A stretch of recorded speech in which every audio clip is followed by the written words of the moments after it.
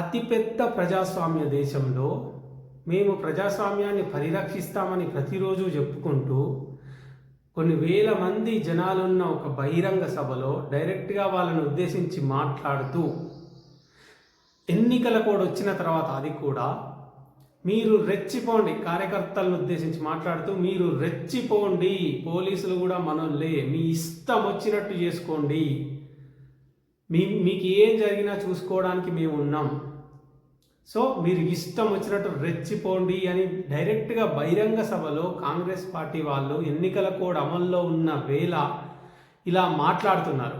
అట్లా మాట్లాడిన 24 గంటల లోపే ఒక బీఆర్ఎస్ కార్యకర్తని కొట్టి చంపేసారు. ఓకే, ఇప్పుడు ఇందులో తప్పేవరిది?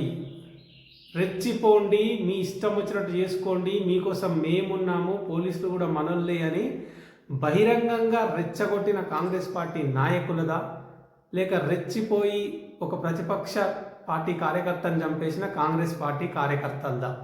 తప్పు ఎవరిది అని మీరు అనుకుంటున్నారు? లేకపోతే ఎలక్షన్ కోడ్ అమల్లో ఉన్నప్పుడు కూడా ఇలా రెచ్చగొట్టుడు స్పీచెస్ ఇచ్చినా కూడా పట్టించుకోకుండా, ఎలాంటి నోటీసులు ఇవ్వకుండా సైలెంట్గా ఉన్న ఎలక్షన్ కమిషన్ది తప్పు అని మీరు అనుకుంటున్నారా? తప్పేవారిది? కామెంట్స్లో చెప్పే ప్రయత్నం చేయండి.